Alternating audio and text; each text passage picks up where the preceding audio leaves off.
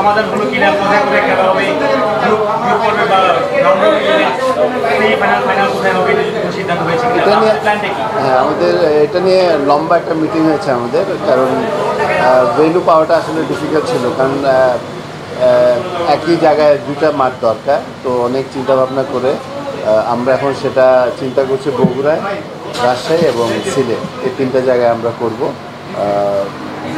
এটা এখন আমরা সিদ্ধান্ত নিয়েছি।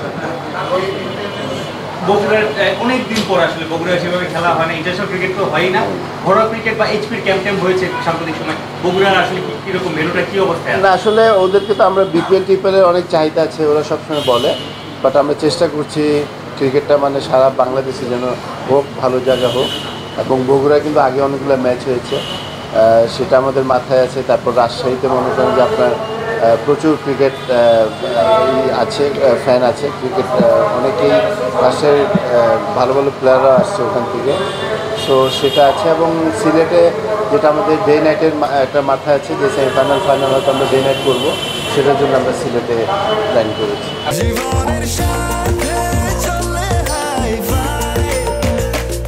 স্বাস্থ্যকর অল টাইম হানিকম, সব সময় অল টাইম হেলদি লাইফ। এক মাসের মতো হলেও সময় আছে,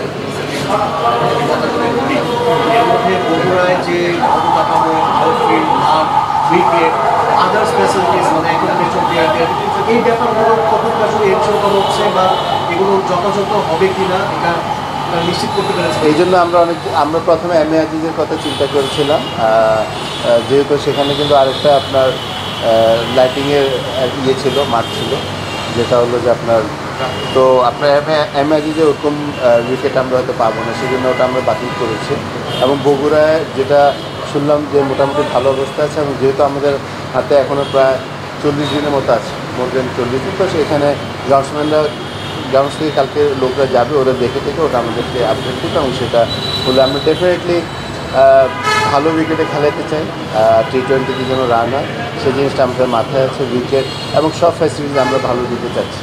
আপনারা জানেন আমাদের গতবার ওদের ম্যাচ ফি ছিল 25,000, সেটা আমরা 40,000 করেছি, এবং আদার্স ফ্যাসিলিটিসও আমরা বারবার চেষ্টা করছি। তিন পাণ্ডব আছে, মুশফিক, মাহমুদুল্লাহ এবং তামিম ইকবাল, তারা কি কাকে দেখা যেতে পারে এনসিএল টি20-তে বা কোনো কিছু জানেন কিনা? না, আশা করছি তিনজন খেলবে। তামিম চিটাংয়ের সাথেও কথা বলেছে, তামিমও খেলবে। মুশফিক মোস্ট প্রবলি সে সিলেক্টরদেরকে রিকোয়েস্ট করেছে, ও মনে সিলেটের পরে খেলতে চায়, তো সেটা আছে। এবং রিয়াদের সম্বন্ধে কোনো কিছু আমাকে বলে নেই, মানে সিলেক্টরদেরকে বলেন, বাট মোস্ট প্রবলি ডেফিনেটলি ও খেলবে, খেলা উচিত। নির্বাচন নিয়ে যদি বলি সময় নেয়, মানে সরকারের সাথে কথা হয়েছে, এটা আমি এই সম্বন্ধে আমার কোনো আইডিয়া নেই, এটা আমি জানি না। যে তিন ভেন্যুতে খেলা হচ্ছে, আপনি বললেন ডে নাইট করা হবে নাকি? আপনার রাজশাহী এবং বগুড়া আমরা তো নাইট রাত্রে খেলার সম্ভাবনা নাই, তো আমরা ফাইনাল এবং সেমিফাইনালটা আমরা বরিশালে করবো, সিলেটে করবো লাইটে।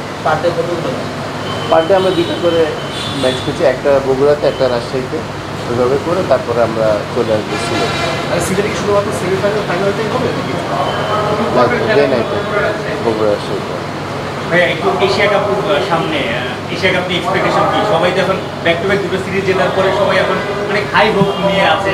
আপনার স্বপ্নটা কি? এর আগে আপনি যখন অপারেশনের চেয়ারম্যান ছিলেন 2018 সালে আমরা ফাইনাল খেলেছি, অল্পের জন্য শিরোপা জিততে পারিনি, এবার কি মনে হয় যে বাংলাদেশ চ্যাম্পিয়ন হয়ে ফিরবে ট্রফি নিয়ে? দেখেন, T20 ফরম্যাটটায় কেউ কিছু বলতে পারে না, যে ভালো খেলবে সে জিতবে, এবং 1-2 ওভারে কিন্তু চেঞ্জ করে দেয়। তো আমার কাছে মনে হচ্ছে, আমি মনে করছি যে আপনার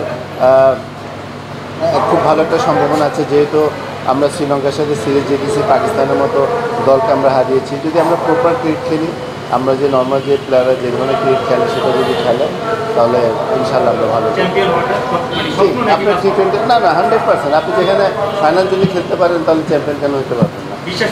100% আছে। আমরা T20-তে মনে করেন ওভার কনফিডেন্ট, যদি আপনার প্রপার ক্রিকেট আমরা যদি খেলি। ভাই, আমরা নর্মালি দেখি যে টুর্নামেন্ট কমিটির চেয়ারম্যান আপনি, মানে আমাদের বাংলাদেশের ডোমেস্টিক ক্রিকেট যেগুলো হয়, সেগুলো আসলে মানে ইন্টারন্যাশনাল চাইতে ফারাকটা অনেক বেশি থাকে, স্ট্যান্ডার্ড সব কিছু বিচার করে। এবার আসলে এই টুর্নামেন্টটাতে কী ধরনের পরিবর্তন আনছেন, যে আমরা যেন ওই আন্তর্জাতিক স্ট্যান্ডার্ডে যেন আমাদের প্লেয়াররা খেলতে পারে বা ওই ধরনের ফ্যাসিলিটিসগুলো পায়? দেখেন আজকে কিন্তু আমাদের মেইনলি যেটা হয়েছে, আমি সিলেক্টর এবং প্রত্যেকটা ডিভিশনের ম্যানেজারদেরকে ডেকেছি। কারণ এর আগে আপনারা দেখেন মিডিয়াতে আসছে আপনার বরিশাল নিয়ে কিছু নেগেটিভ কথা আসছে, তো জাস্ট আমরা একটা আলাপ আলোচনা করেছি যেন এই ধরনের কোনো কিছু না আসে। যেটা আপনি যে কোয়েশ্চেন করেছেন সেটাই আমরা আলাপ আলোচনা করেছি যে একটা ভালো যেন স্ট্যান্ডার্ড থাকে, এবং সেটা অনেক কিছু এই মিটিংয়ের মাধ্যমে আমরা বের হয়েছে যে নর্মালি মনে করেন যে আপনার অনেকে অনেক ধরনের হেলমেট পরে খেলেন, যে আপনার সেটা আমরা চেঞ্জ আনছি যে আপনার প্রত্যেক দলকে আমরা হেলমেট দিচ্ছি এবার, এবং মানে পুরোটা যেন ডিসিপ্লিন, এবং আপনার ক্রিকেটটা এগিয়ে নিতে আসতে হলে কিন্তু সবাইকে সাপোর্ট করতে হবে। আমি সেই নিয়ে আমাদের মধ্যে আলাপ আলোচনা হয়েছে। স্পন্সরদেরও দায়িত্ব আছে, ওরা যেভাবে আমাদেরকে স্পন্সর করে ওদেরও কমিটমেন্ট আমাদের দেওয়া উচিত, ওদের জন্য আমাদেরকে প্লেয়ারদের কী কী করা উচিত সেই ব্যাপার নিয়ে আমাদের আলোচনা হয়েছে।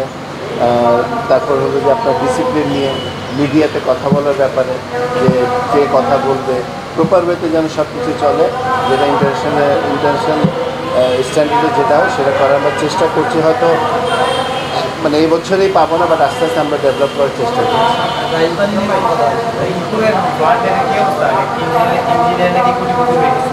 না, এটা তো এনএসসি জানে, এটা তো আমাদের না, এটা তো এনএসসি।